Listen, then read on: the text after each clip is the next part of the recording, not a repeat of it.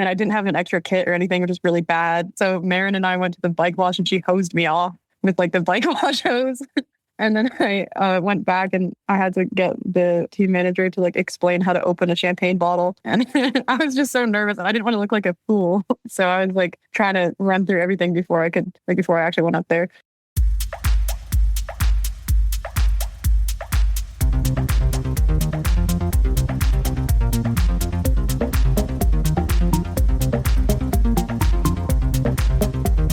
Welcome to the Canadian Cycling Magazine podcast. I'm Matthew Piaro. With me is Matt Hansen.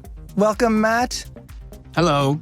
Also, still in Belgium, James Bunga. Welcome, James. Hello. Thank you for having me. In this episode, the feature interview is with Nicole Bradbury. She's a first-year elite cross-country racer. In 2025, she won the Under-23 World Cup short track event at Val di Sole. We go into a deep dive into that race and what it means for her career. You'll see why in some ways it's a turning point and why maybe it isn't.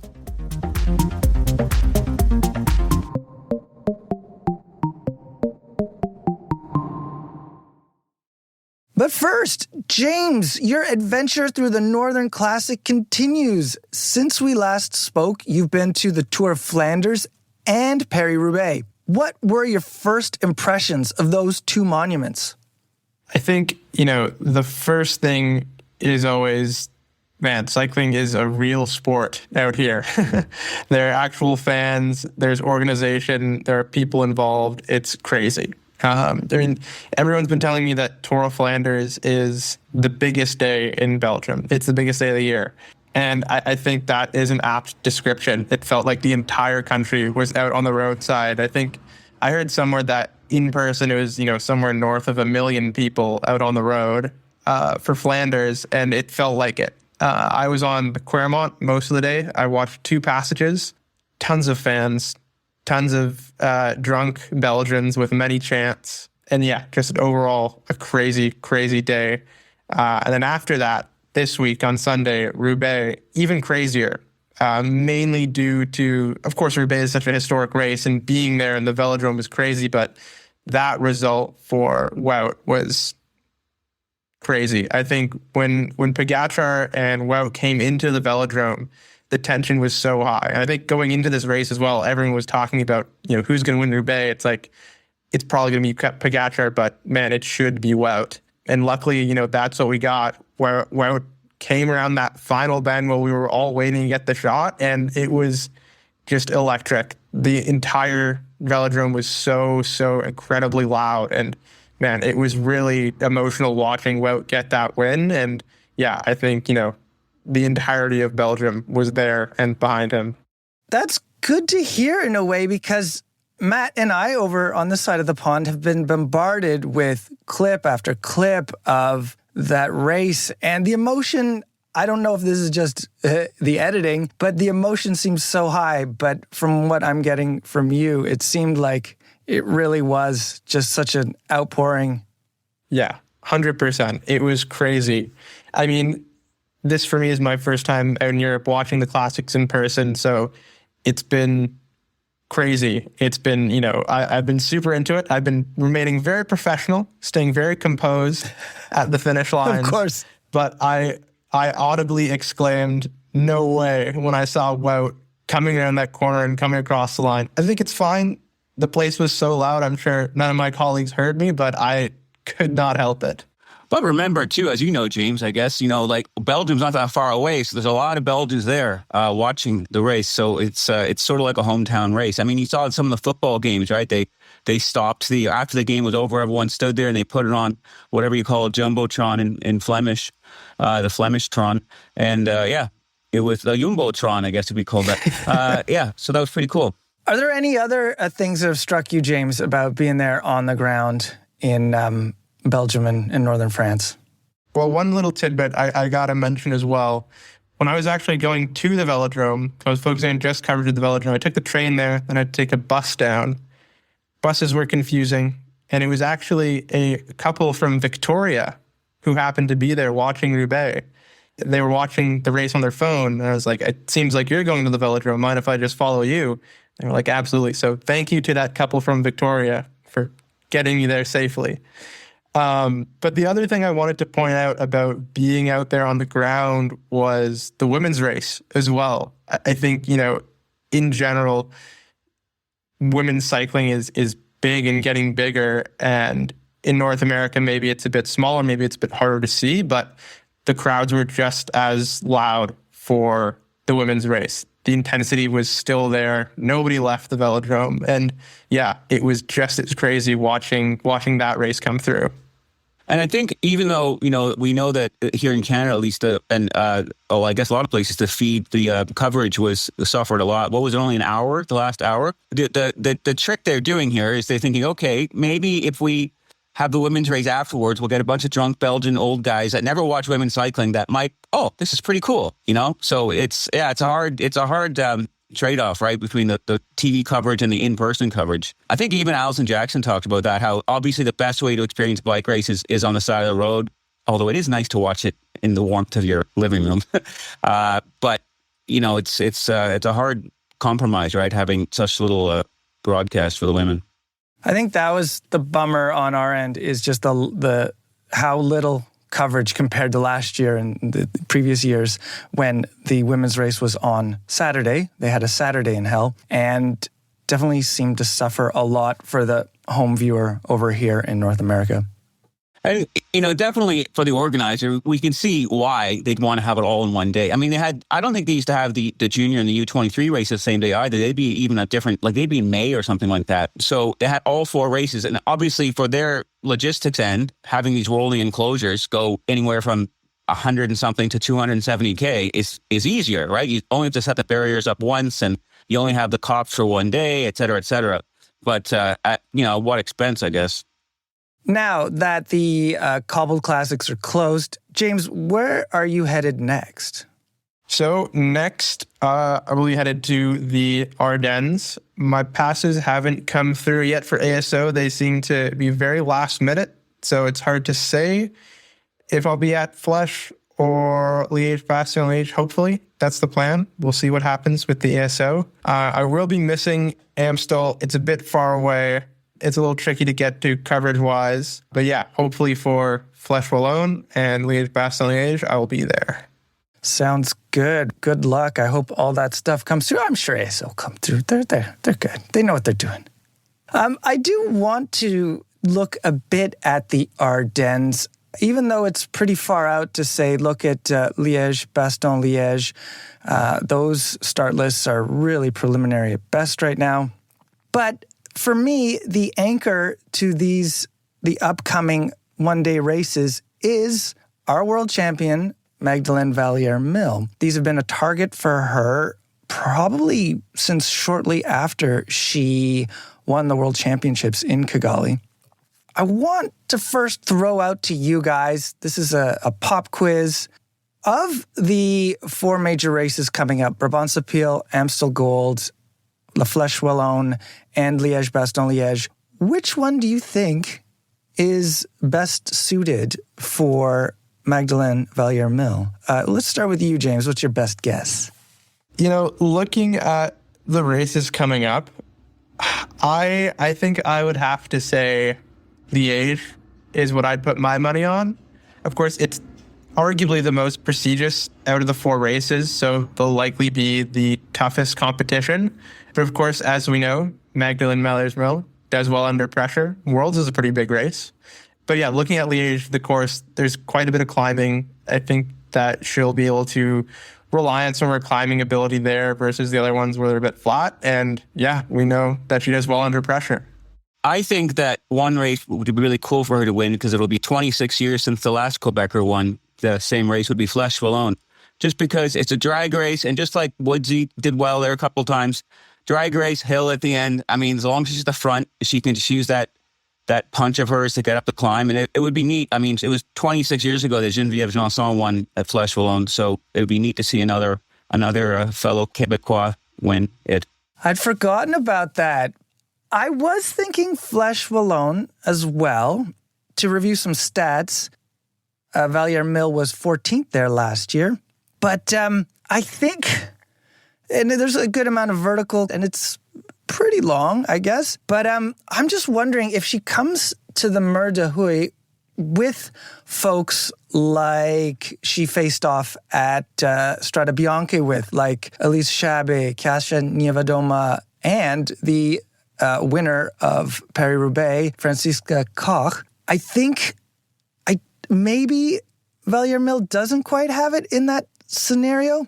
Yeah, and the problem is now too is that like you're right with that punch, like that, just that little tiny. She's obviously great uphill, but that little oomph, kind of like Derek G. She can diesel up the climbs, but that little punch that some of those women had over her. And the other problem now too is she can sneak off in a breakaway. Like she's not gonna. Oh yeah, let her go. The girl there in white and rainbow. We don't care about her. No, she's not gonna be able to sneak away. So yeah. Anyway. You never know, though. I mean, we've seen a lot of crazy things in women's racing this year with Strade Bianche, the splits and the people going the wrong way and all that stuff. So we'll see. Maybe half the group will go the wrong way again. I think maybe I agree with James that Liège might be the best one. It's not quite the longest. Amstel Gold is longer by about 2 kilometers. Liège is 156. Amstel is 158. Valliere-Mille has not had the best finishes, let's say. Her numbers aren't that spectacular in terms of finishing positions at Liège. But for example, last year, the rider who the team seemed to be racing for was Cédric Corbal. So it wasn't Valliere-Mille's job to be in the top positions. But I'm thinking all the elevation, 2,632 meters at Liège, and the distance might be likely the best one. James, last episode, you were looking for patterns in the winners of Flanders, and you were looking for the lovely pattern of the Mathieu van der Poel, Pogačar balance. They seem to trade off. If we're looking for such magical associations in results, I found one for Valliere-Mille. She has the 2 wins, Trofeo Palma and Worlds. Third at both of those races was Mavi Garcia. So if we're correlating those two, Mavi Garcia at the moment seems only to be lining up at Amstel Gold. So if the magic Mavi Garcia is there, Amstel Gold will be Valliere-Mille's race to win. I like it. Sound logic. Science! It's just numbers. It's math. It makes sense. It just makes sense.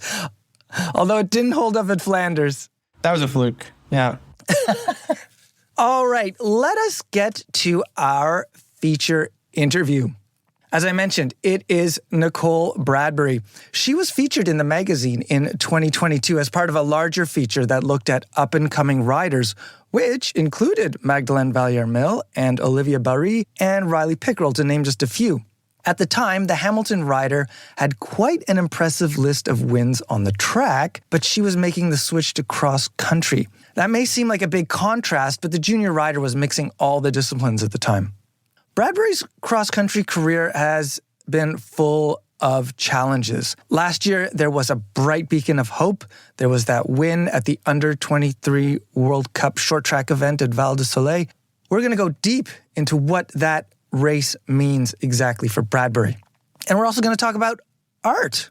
Bradbury paints. She's wrapping up her studies at Brevard College in North Carolina with a major in art. And there's a cycling connection that runs through her most recent project.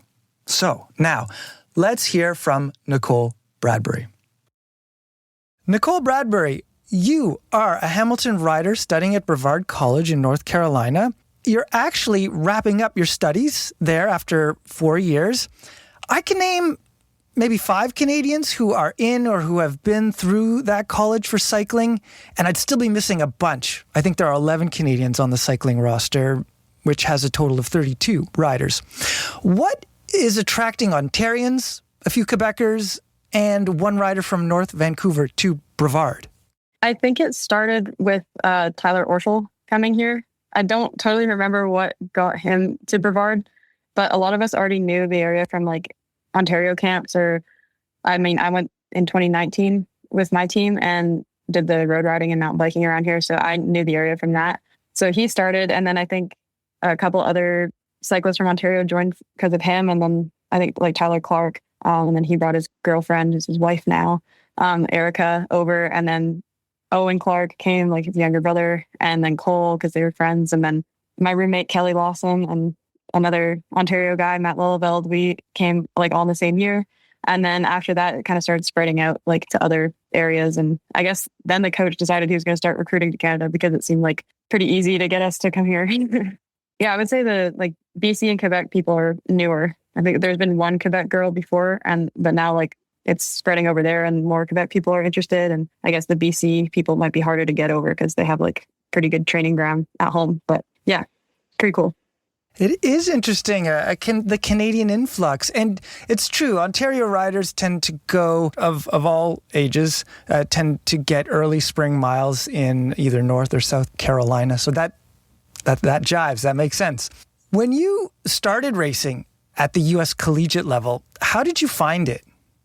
That's like a super funny question because I don't know what I was thinking when I like signed up to come here, but I had no idea what collegiate racing was, and I didn't even ask. I guess like the coach assumed I knew, but I just thought that the cycling team was like a thing that people were on, and like we didn't do anything. So then when I found out like the first week that we raced, I was like, oh, cool, I guess we're doing that. And I had no idea that it was like a weekend where you race 4 times in 2 days or something like that. So it was really cool, also like really overwhelming. But after a couple weekends, you kind of get the hang of it. But yeah, most of the weekends look like we do like XC the first day in the morning, and then we'll do slalom all afternoon from like 1 p.m. to, I mean, sometimes it went to like 8 p.m. or as soon as the sun sets. And then the next day we'll do team relay and then short track like right after, which is usually 30 minutes for collegiate. It's kind of controversial. And then in the afternoon do downhill. So getting used to that was really cool, but like also kind of scary. And it was a really good opportunity to learn like disciplines you wouldn't normally do, because I feel like it's not often that you get to race like downhill as an XC athlete or vice versa. We have a lot of gravity kids trying out like short track and stuff, which is pretty fun. So yeah, I had no idea what I was doing at all when I came here. I just kind of like got in the van and showed up at a race.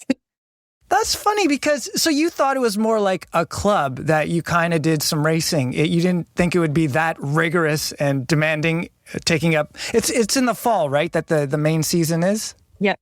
Yeah, we do like, I think my freshman year, we had races almost every weekend for like the first month and a bit. Last year, it was kind of a mess because of like the hurricane and stuff really messed it up. Like we lost our home race because of it. And I don't think we had races for like 3 weeks.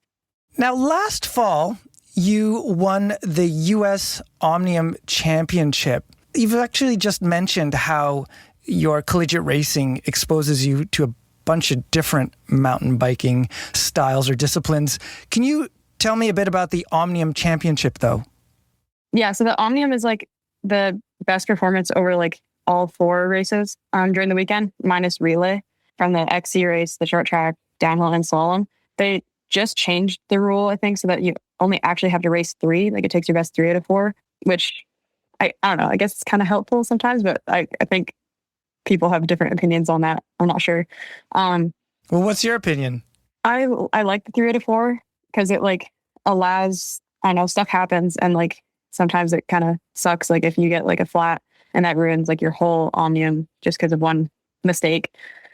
It's just stuff like that. But I do think that you should have to race all 4 races because you don't have to do that. There's no rule that says you actually have to like do all 4 races. I think you should have to do them because then people like just save their energy, or like if they're really good at downhill and slalom, they could do downhill slalom and like just manage a short track or something. Like if they're really good at XC, they could just do XC short track and then like try to do well in downhill or whatever. So I think you should have to do all 4 because slalom and downhill are still really different and slalom and short track are really different. Like I do think it should be like across the board. And then if something happens in one race, like that's okay. But sounds fair. You're no stranger to mixing and matching different types of cycling. Before I get into some of your other successes from the past season and what lies ahead this year, possibly, I want to go back. I want to go back to 2019. You were an under 17 rider and you won 7 gold medals across 9 events at the Canadian Track Nationals. I believe you have a total of 15 gold medals in under 17 and junior. How do you look back on your time on the track? Positively. I really liked track. I had no idea that it was a thing until I joined the local team that was in Hamilton. And we would do like track sessions every once in a while. And I thought it was so scary when I had to get my track certification. I had a dream the night before where I showed up and like the walls were like super, super steep and I freaked out. And then I woke up and I was like, oh, thank God it's not like that in real life. And then I showed up to my track certification. It was exactly like my dream. And I was like, oh my God, how am I supposed to ride that? So I was not a huge fan at first, but then I like really quickly started to like the variety of the racing and like all the, I don't know, just different opportunities. Even just a weekend, you get to race like 8 times or 9 times or whatever. Also just do all these different types of racing and strategy. And like, once I actually got fit and like comfortable enough on the track to use strategy and like race and have fun, like it was so cool. Yeah. Once I started like being able to perform nationally, which I never thought that I would be able to do when I got my track certification, like I loved it. And I always was super excited to show up for nationals and like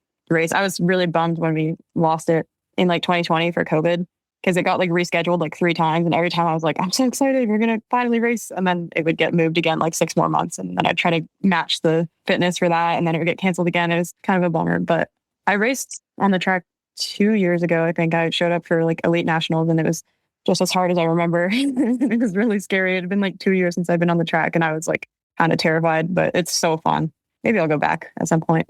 I did really like it.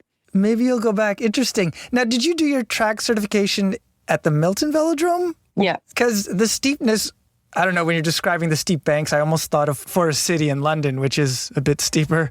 Yeah, I heard about that one. There's a lot of like lore around that. Like, make sure you don't crash on it because you'll get like splinters this big in like in your back and stuff. And then we did a camp there one day and it was pretty scary. It was so much fun, but it was a bit scary. Yeah, but the beauty of Forest City is that if someone crashes in front of you, they'll slide out of the way so quickly that you won't hit them. It just sucks you right down. Yeah. Yeah. Luckily, I didn't have to experience that. So you might go back to track. What I'm interested in, though, is that even in 2022, we ran a feature in the magazine featuring up-and-coming young riders in early 2022, and you were in it. And at that time, you were ready to focus on cross-country. What was taking you to the trails and away from the boards, if you will? Well, up till 2021, like the end of 2021, I had done like all 4 of the main disciplines. Like I did a lot of road, a lot of track, tons of mountain biking, and like pretty decent amount of cross as well. I guess like I knew at some point I kind of have to narrow it down just because like once you get to U23 as well, the schedules like do not work as well together. So I was kind of trying to figure out what would be like the best. And I always loved mountain biking, like just racing and riding. Like it was my favorite type of training. And I like track, but in my head, I didn't like the idea of traveling around the world and just always being in a wooden circle, like no matter what. Cause like mountain biking, you get to go, you check out like all these cool different tracks and like, depending on where you are in the world, they're like very, very different. So I liked that, like the idea of like a circuit where everything is like, it changes all the time. Even though I'm sure track racing would have been really cool, like internationally. And I definitely respect everybody that does that for sure. But I wanted like the variety, I think. And then I really liked road as well. But for some reason I couldn't see myself just like racing road either. I don't really know. I probably would have liked it, but like at the time I just couldn't totally picture it. And then cross I always enjoyed, but my only problem was that I was terrible in the mud. So that's kind of useless. So yeah, I liked mountain biking the best. And I just really wanted to try that. So at the end of 2021, after I did road worlds and mountain bike worlds, and mountain biking went considerably better. So I decided I wanted to focus on that. Are you doing much, say, road riding now for endurance? Are you mixing up disciplines at all now? Or are you sticking mostly with your mountain bike? I was looking at my Strava like recap thing in December, and last year was like the first time ever I've done more mountain biking than road, or at least riding on my mountain bike, even if it's on the road. But yeah, I would say I do like 50-50 most other times because we have like really good roads here. So I'll usually do like my longer rides on my road bike probably, and then I'll do like my intervals always on my mountain bike. In 2025, One of your big results was your win at the short track competition at Val di Sole at the World Cup in Italy. It came to a photo finish sprint between you and Katharina Sadnik. Tell me how that race went and what led to that tight finale. Man, it's like kind of it's an interesting one, I think. I guess I have to give a little bit of background first, so sorry if it takes a minute. But basically, that article you just talked about in 2022 that said like upcoming athlete, I remember doing that and thinking how awesome my first year of U23 was going to go. And I basically was like the slowest. Well, I thought it was the slowest I'd ever been. I did like pretty bad that year. I had like one good result at Nova Mesto. And then I thought like, okay, well, that's the first good result. Can't wait for more. And then it just like nothing happened after that. And I didn't know how to train properly, didn't know how to eat properly, didn't know how to do like, I thought I knew how to do everything, but I did not. Wasn't a very good athlete that year. So yeah, I kind of went like into the trenches, as some people would call it. And I just like didn't know what to do with myself. And then the next year I like made it my goal. I was like, I'm going to make worlds, going to do all this stuff. And like, I had a bunch of big goals and I was training pretty hard. And then I won like the Hardwood Canada Cup in like spring 2023. And then the next day I like got really sick and I got reoccurring tonsillitis for the rest of the summer. And the part that sucked the most was like, we left the night of the Hardwood Canada Cup to go to Europe. We did this 3-week long trip. And, you know, I wanted to go to Worlds so bad because I'd done poorly the last year. And I was just like, I was so bad at handling everything. And like, I was really bad at adjusting my goals. So like, if I was sick, I was like, yeah, that would be acceptable for other people if they're sick to not do well. But like for me, like that's not good enough, even though I was like in bed with a fever on antibiotics like all week. And then I expected to pre-ride and then do a top 25 the next day. So like, I couldn't like, I didn't have the like, I don't know, the mental training exactly. Or the perspective, maybe. Yeah, maybe that's the word. But yeah, I just was very, very not good at like adjusting things for myself. Like for other people, I could totally understand. And I just like, I had such big goals that I was like never really allowing myself like to take a breather. And then I kind of had to, because the rest of that summer, like I came back, I still did the trip. I didn't race. Well, I did Lenzerheide and it was pretty bad. And then I didn't do the next weekend. And then yeah, I went home and then I realized I had to get like my tonsils taken out. So the rest of summer I was not training. So that was like the longest I've ever taken off my bike. It was like 2 months and the only rides I did were like an hour. And then I was late to school the next year and then came to school.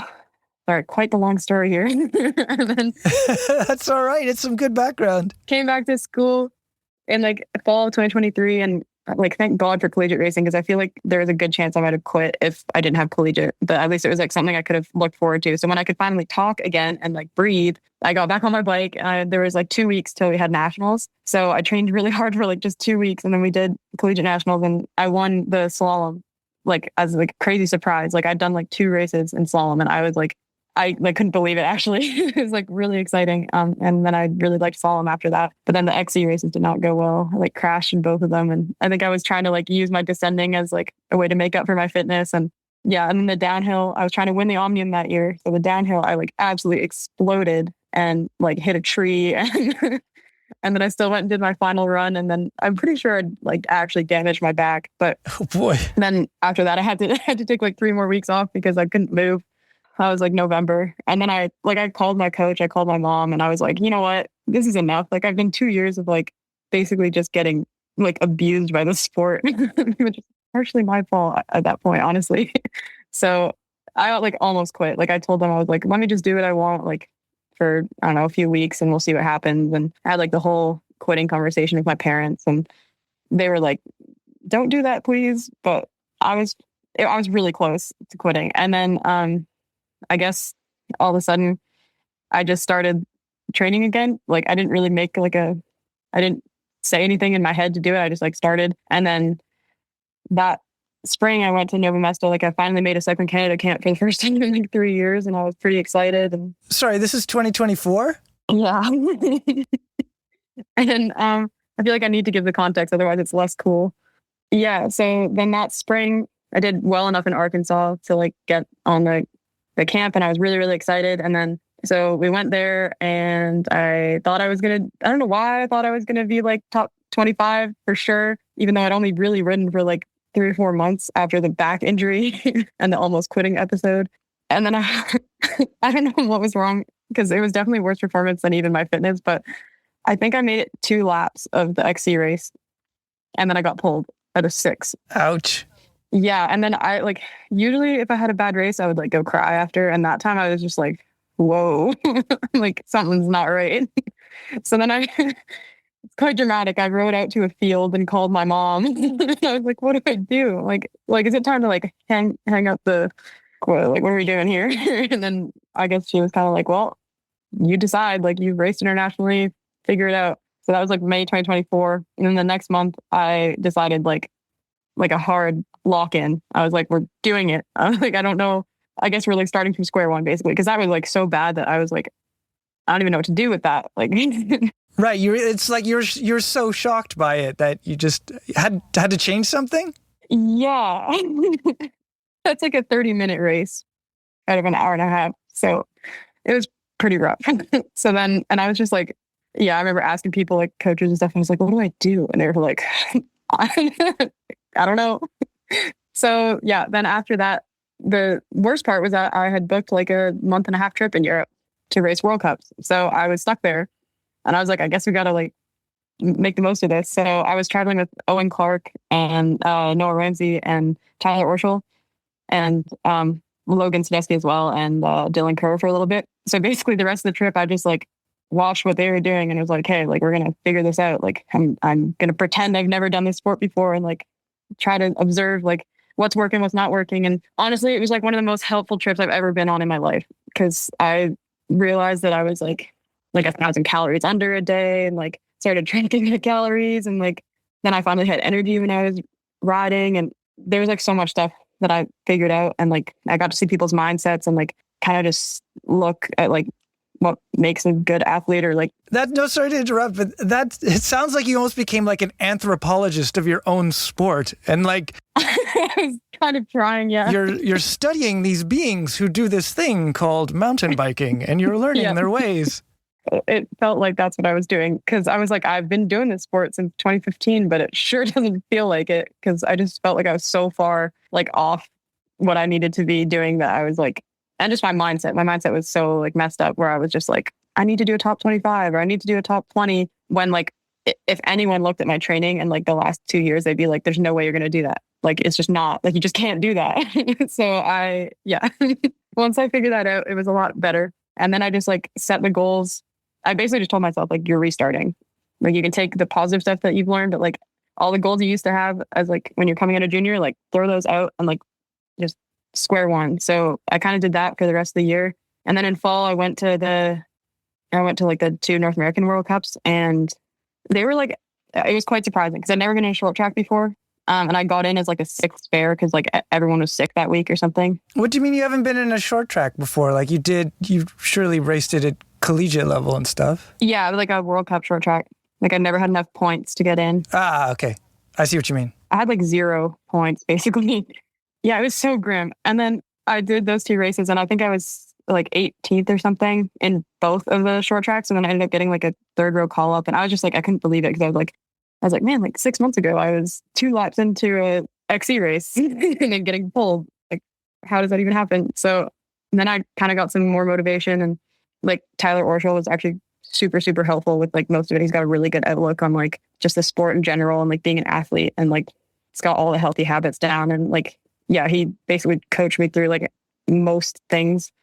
So, yeah, then I came back to school and put in like a pretty good winter of training and went to Puerto Rico, and I was so scared. I remember talking to my sports counselor guy, and he was like trying to calm me down, because I was like, I don't know what to do. Like, I haven't haven't done a proper race season in like 3 years, and like, because everything had just been messed up every year. So then I went to Puerto Rico, and I think I was like 5th in the 1XC, and then 4th in another one, and 5th in the short track. And I just couldn't believe it, because I hadn't been on a podium like of any sort outside of collegiate in like 3 years. So I was like pretty pumped. And then, yeah, as the season went on, like we did Puerto Rico, and it was like surprise. Like I couldn't believe I did well. And I was like, oh, it's maybe a mistake. And then I went to Arkansas, and like, I think I finished 2nd in the U23 in the HC. And then I think like, I don't know, 9th in elite or something. And then 6th in the short track. And I was like, whoa, okay, like we're actually getting results now. And then I go to the next race and do it again. And then Canmore was like the first race that I won. Like I won the short track there, and I was like so pumped because I hadn't won a race in ages. And I was like, this is just like so sick. And then the next week we went to Val di Sole, and I was just so pumped for Canmore. Like, and the Val di Sole trip was, again, Tyler Orschel's idea. Like, he was like, you should go. And I was like, I don't know. Like, it's just a 1 week thing. And like, I'd only been to the Nova Mesto World Cup that year. So I was just like, I don't know if I want to spend all this money just to go to one race for 1 week. And like, I just went to Canmore, and that's expensive. And so we went straight from Canmore to Val di Sole. And then like the whole week, I kind of felt terrible. Like, I don't know what was going on with my legs, but Was it jet lag? maybe. But then like, I remember like I would go for a morning spin. I think our short track was at like 3:45 or something. So I went for a morning spin, and it was just like half an hour, and I felt so bad, and I was definitely getting sick, and like there's just so much bad feelings, and I was like riding around. I was like, oh man, like I came all the way here, and I feel like a sock. Like this sucks. And then I rode back, and I was trying not to be negative, so like, you know, outwardly I was staying with Tyler, and I was just like, yeah, like I'm so excited for short track, like I'm worried but I'm scared. And I didn't tell, like I didn't want to say I feel horrible, because if you say that, then you know, then that's what it is. So Right. yeah, I rode down to the course. I didn't bring anything with me. I literally just had myself and my gel. I didn't even bring my phone, and I didn't have like a bag or anything. So went there. I think Tyler dropped me off in the car, and I got out and did my warm up. And the whole time I was just like, oh man, like my legs, I was like, this is not going to be good. And it was super hot, and like everyone had their umbrellas, and I was just like chilling there by myself. And then we started the race, and I was basically just like, all I wanted was a top 16, because I'd never had a second row call up. And by top 16, I mean like 16th. So I was like, that's the goal. I'll be happy with that. But then I felt so bad that I was just like, you know what? Just do your best. Like that's the goal today. And then we started. I went like straight to the back at a horrible start. My parents told me they were watching the live timing, and they were like, oh, not good. And then the second lap, there's like a kind of an S-bend climb. Like you go through the start finish, you go right, but then the track kind of like curves and does this wide turn at the top. And I guess everyone would like cut to the inside of the first corner, like right after the start finish. And then that big swooping corner would kind of cause everybody to like move over. So people were trying to like pass up the right, and then every lap, like it would just like move, and someone would like crash because everyone trying to pass would get like totally boxed in. And so someone, like people started hitting wheels and all that. And then like, I guess the another Canadian, Ella McPhee, she got like knocked over, and then I got knocked over, and we were both on the ground, and the field was gone. I was like, damn it. Like it's the second lap. Oh no. Like there goes my race. And I felt terrible because Ella was doing so well. Like she had just won Nova Mesto, and she'd podiumed a bunch of short tracks. So I was just like, man, like I messed up her race, and I feel so bad. Like I'm just this Jerry, like screwing up. Even though I think someone crashed into her and she crashed into me, I still felt horrible, and I apologized. I was like, I'm so sorry. She was like, it's okay, girl. Like we got this. I was like, yeah, you got this. Like let's go. At that point, I was just like, this sucks, but I guess I'll just try to make it back to the group at least, because they were gone. And then so I just like kind of rode her wheel back. And like within a couple of laps, I think we were back on the field. And then it felt like I'd been in the race for like an hour. And then I looked at like the lap counter when we were going through, and I was just like, damn, there's like 7 laps left. Because I didn't realize like how short they were. And then, yeah, so the rest of the race, I was just like, okay, I guess I can still try to go for like a top 24. And I don't even think I thought about how my legs felt, because now that I think of it, once I was in the race, I don't remember them feeling bad at all.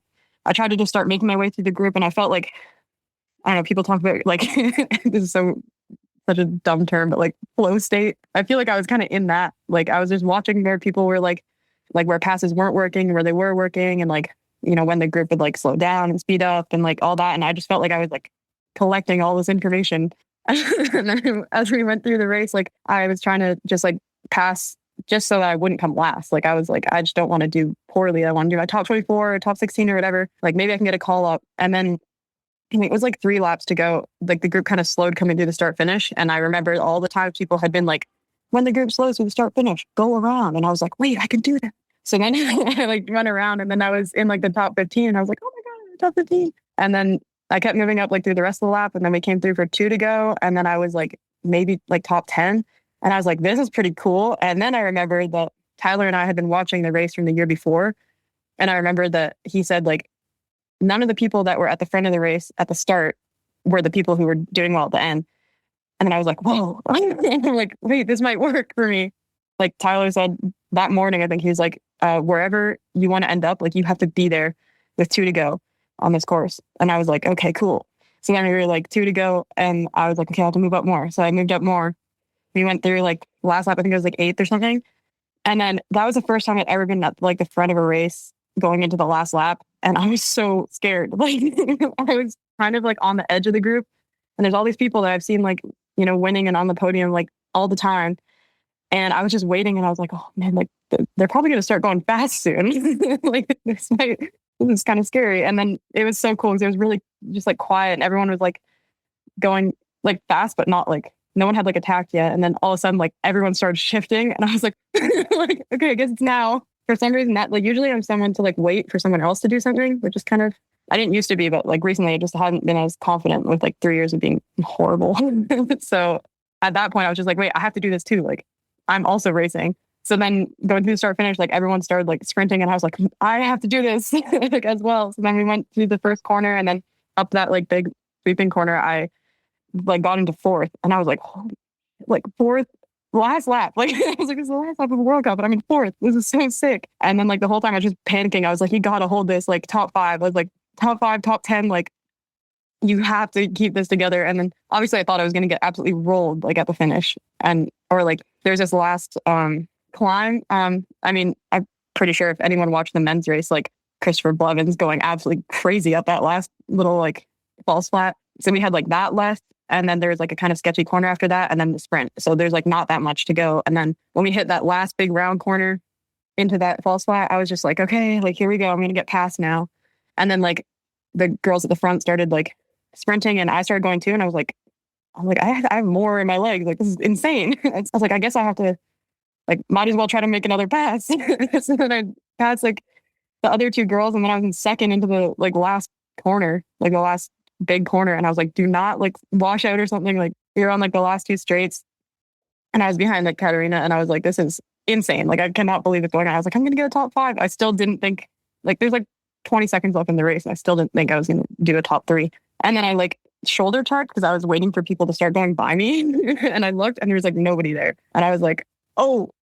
And then we were like about to hit like the last corner. And I did that. And I looked in front and I was like, oh man, like I have to like sprint because otherwise I was like, it's 1 or 2 and I don't want to be second. So then, then I started sprinting really, really hard. And I still couldn't, like, I didn't think I was going to pass her. And then all of a sudden I was passing her and I was like, this is stupid. And then, and I couldn't believe it. When you crossed the line, could you tell you were ahead? Was it obvious to you? Yeah, I could tell because I like bike through and she didn't, I don't think, or maybe she did. I don't know. I just could tell it was like a little bit. And I was just like, what the hell? Like, it just was so like, I don't know, just given like the whole situation and like the last 3 years. And then that season I'd already met all my goals and it was like June. And I just, I wouldn't have thought that I would do that ever. So, and then the coolest thing was, I mean, Tyler and Owen and like some of the other guys have like, that I traveled with a lot. They'd like seen me in both scenarios, just like being kind of a wreck in like every single aspect of being an athlete. And then they like Owen showed up for his race because the men's like U23 short track was after that. And he showed up when I was like freaking out on like the side of the course after. And he like rolled up and looked at the banner and he was like, just for listeners, you mouthed the words, what the expletive. So we'll keep it censored. So yeah, it was pretty cool. And the best part after that was just that like, first of all, no one knew me, which was cool. And then I like was riding around with Marin after the race, like Marin Lowe. And so like Liv gave me a bit of a hand. Like they gave me some towels because I didn't have anything. I still didn't have my phone. I couldn't call my parents. So I was just kind of sitting there and I was like, this is like slightly the most anticlimactic short track win I feel like ever, because I just was like wandering around and I didn't have like a team to go to or anything. And it was kind of awesome though, because it was pretty like, it was very privateer and I didn't have an extra kit or anything, which was really bad.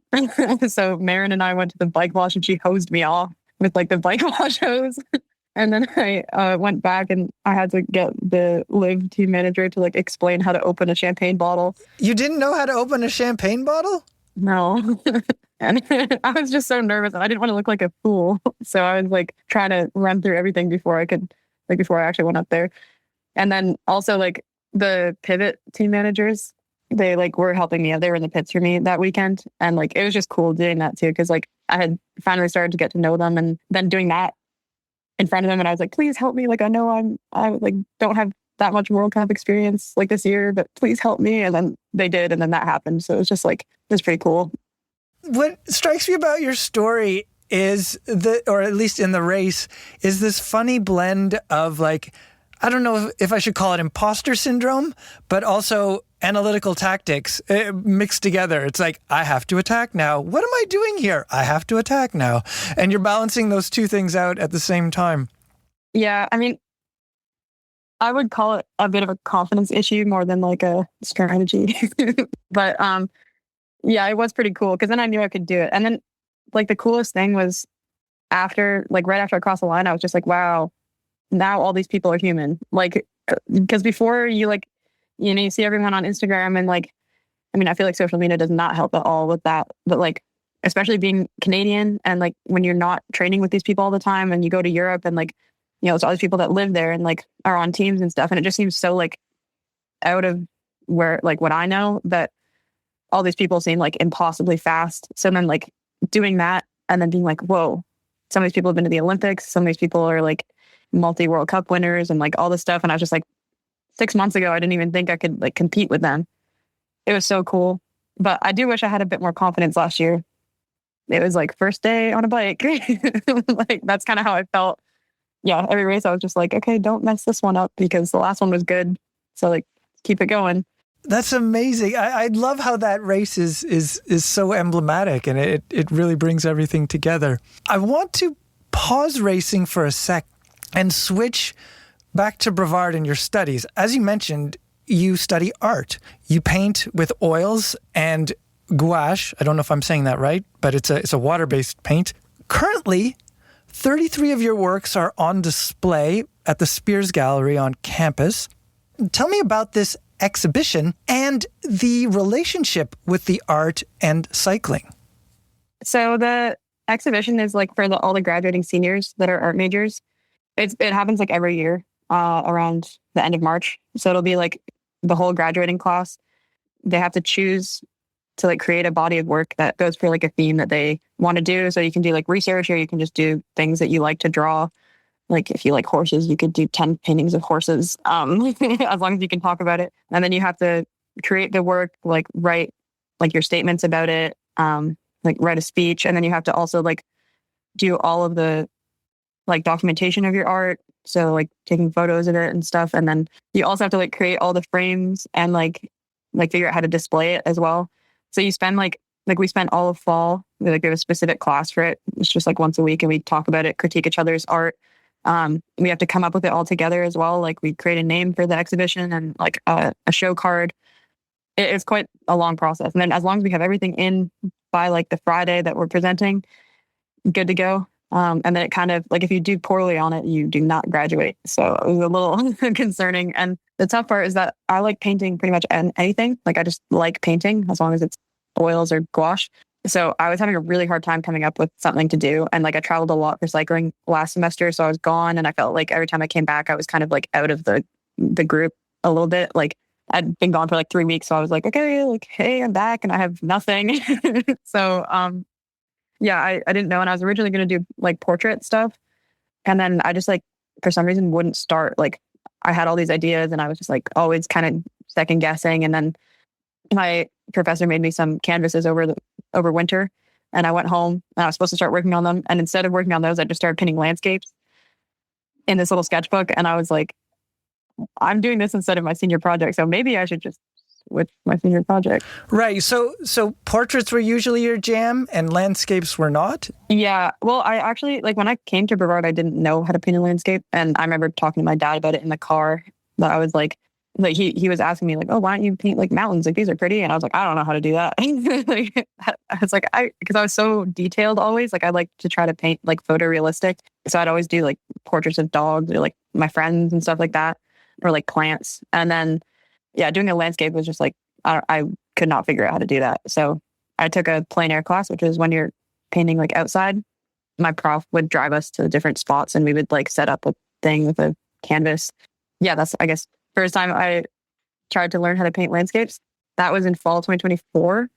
I just like didn't think of doing it for our senior exhibition because I'd never really done it before. And I kind of thought of myself as like a portrait artist. And then, yeah, once I realized that I was doing that like a million times more than I was doing what I was supposed to be doing, I came back and like I took a week to be scared to text my teacher. I was like, oh, he's going to kill me. So then I texted him finally and I was like, hey, I'm changing it completely with 2 months till this senior show.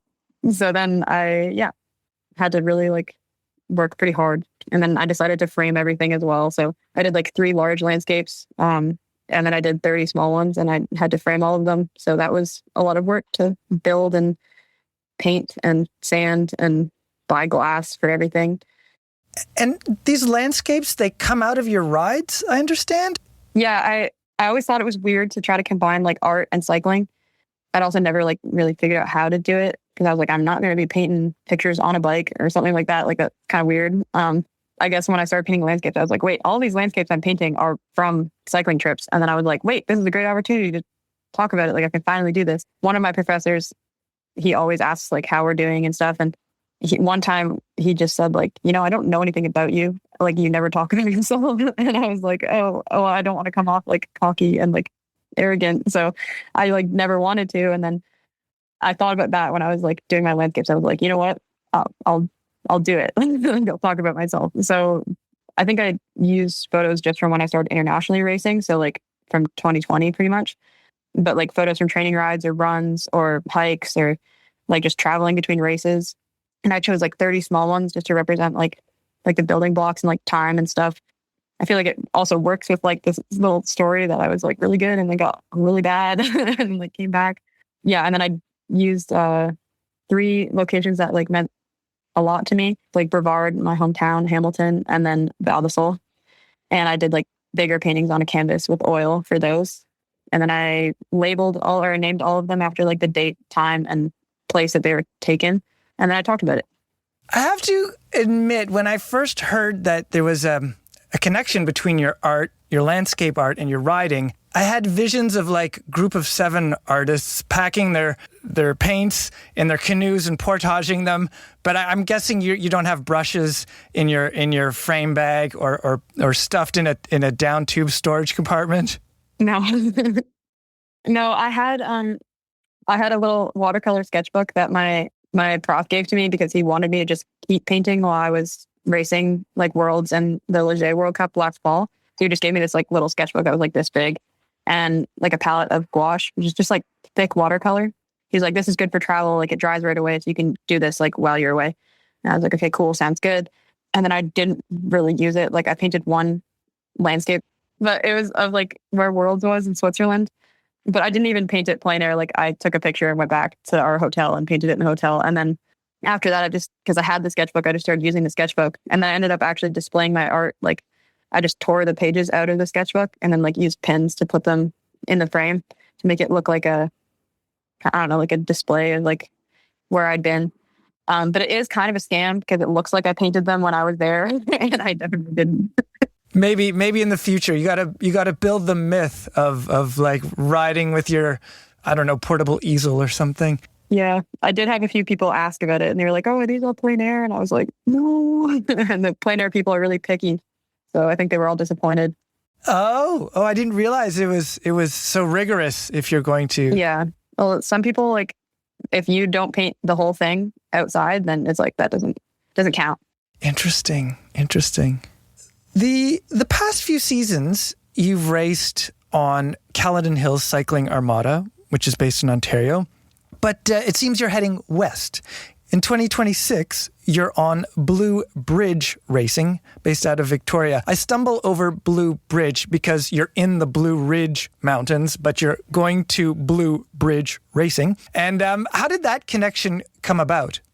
Well, like last year, well, the past few years, we've like anyone who's not actually like on a professional team, we've tried to like kind of collaborate and travel to Europe together just because I mean, for Canadians, there's not that many resources. I mean, at least until last year, the year before, like there weren't that many of us on professional teams.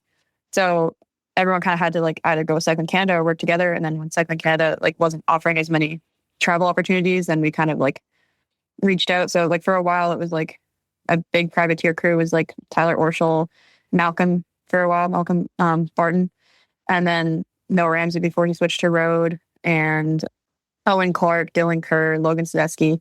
So slowly that group got like kind of whittled down. And then last year, this girl from BC, Lily Boucher, she used to do enduro. She had some EWS podiums, which is pretty cool. She switched to XC, and I guess she like wanted to try some World Cup racing. So we kind of got a group together. Like we all just met at local races. And so Logan was on Broad Street, which is Blue Ridge now. And so him and his mechanic, Andrew, who worked at the shop, they like traveled together, and we never traveled with the mechanic. So once he like offered his services for us, like we were all like, hell yeah, like that's awesome. So then we started traveling together. So most of last year it was Tyler Orschel, Logan Sadetsky, Lily, and me. And sometimes we had like other people join in for like a weekend. But yeah, Lily and I did a trip together. We were on the Cycling Canada project to Nove Mesto in spring. I feel like we became pals pretty quick. And then we started like kind of talking about like, oh, wouldn't it be cool if we were on the same team? And then I guess the mechanic, who's also slightly management, I think, Andrew, he like, once he traveled with us, he was like, I want y'all like on the team. And then after the Val di Sole World Cup, he was like, you know what, like if you go somewhere else, like I'll totally understand. And I was like, okay, like maybe. But I mean, I definitely was like, I would be lying if I said I wasn't hoping for like some sort of contract. But I was also pretty excited to, like, part of me would have been bummed out to not have an opportunity to be on a team with them, because like I really like Logan, I really like Lily, and then at the end of the year we traveled with Soren Westlake as well. I feel like we got along like really well, like the four of us. It was like pretty good environment for racing at Lake Placid. So then we were all like pretty excited. So yeah, I guess that's kind of how that happened. We just slowly started to get to know each other. And then Andrew decided, I guess he'd had his people in mind the whole time, and it just came together. Yeah. And then with Armada, like they definitely, I feel like they took a bit of a chance with me in like 2023, because I raced for a club team in Hamilton like the entire time I was U17 junior. And then after that, I was like, okay, I have to switch to a mountain bike team of some sort. So I switched to like Canyon Devo for a year. And then after that, I didn't have anything. So I was like, I knew Owen at school and Cole, because they were both on it. And I was like, please, please, please, like I need some kind of team. And so they said yes. And then I raced for them for, I guess, 2023, 24, and 25. But yeah, it was kind of just like a bike shop. They definitely got like more and more support. And like, I think this year they're doing like a totally new type of program. But I think originally they just wanted to support all of those guys until they could get on like a team. And now Ellie Clark, like the younger sister, is racing, and she's doing really well. So I think they'll support her as well, and some younger athletes. So yeah, it was a good program. But I was going to move on, I think, either way last year. I'm pretty excited about the new program. And once we can all get it together and actually race, that would be awesome, because there's been some issues so far. Well, I was going to ask you about your season ahead, and I know you've had some logistical issues and you got sick. So that's put the start of your season, your first elite season, on hold, I understand. Mm-hmm. Yeah, I was like super excited, especially because last year was like my first full proper season in a long time. I was like super excited to like just carry that into the next year. And like, I mean, I took off season in October, and I was like, man, this is the first time I took like a deserved proper off season, and I'll get to be able to start training in November, and it's gonna be awesome. And then it just like really quickly became January, and then there was just like some outside factors, and like had a lot of logistical issues trying to come back to school. Like over the break, I had like car breakdown, and my like derailleur basically just exploded on my road bike, and then I had to get a warranty, and I tried to set it up so that it would be back in Hamilton by the time I got home from school. And then it ended up taking like 5 or 6 weeks to get there, and it came in the last day that I was at home. So I was supposed to come back and train in Brevard, and it just felt like everything was kind of fighting me. And yeah, and then my dad and I tried to how would you say that? Like self-mechanic my car. DIY repair your car. Yeah. Yeah. Which like it would have worked if we knew what was wrong with it. So after like 3 or 4 tries and buying some parts when it was really expensive, we realized that like I might have to take it to a mechanic. And then when I finally left to go home 2 weeks later, missed my whole training camp opportunity. And then I had to stop to get gas at like 5:30 in the morning because I usually leave at like 5 or 5:30. And I stopped in Hamilton and I turned my car off. I filled up my gas and turned it back on and it wouldn't start. That drive was really scary because every time we stopped the car, we were like, well, we might get stuck here. And then, yeah, I got back.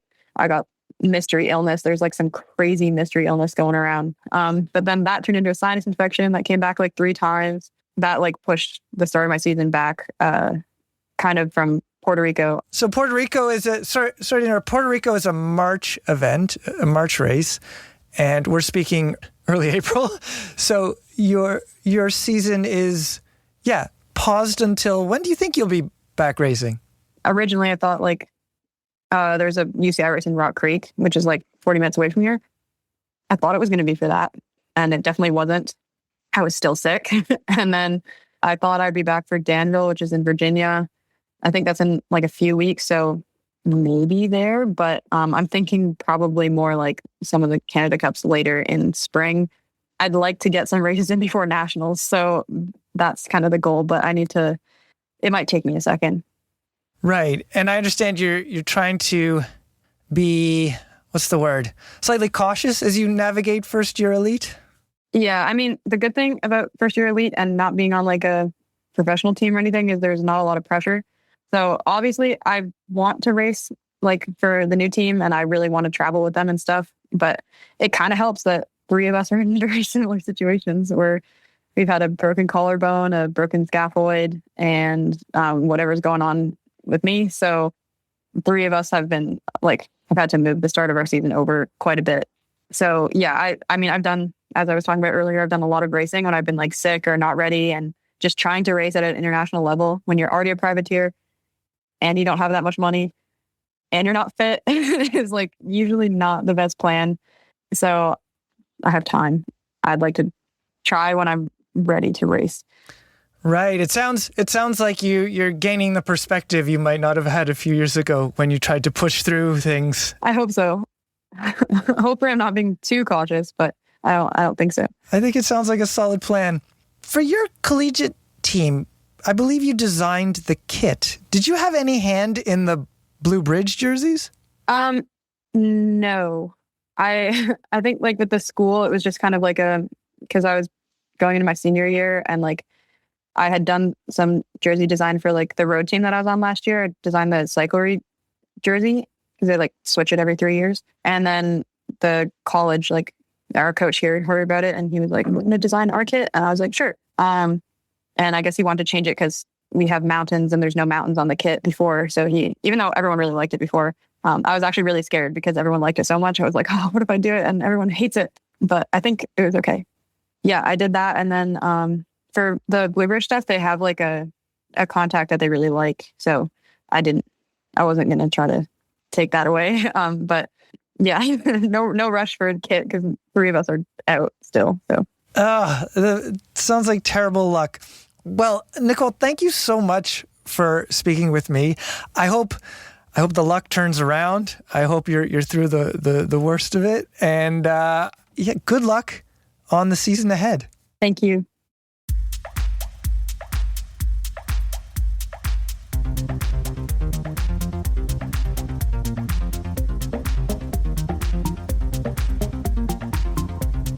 And that's the episode. It is written and edited by me, Matthew Piaro. I had help from Matt Hansen. Thank you, Matt.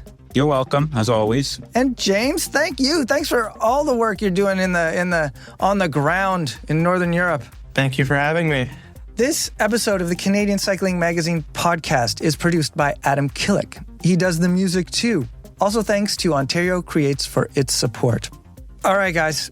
There's still a lot of spring left to go. A lot of classics watching. I'm excited. And then I feel like it's just going to be a hot second before we're talking about the Giro.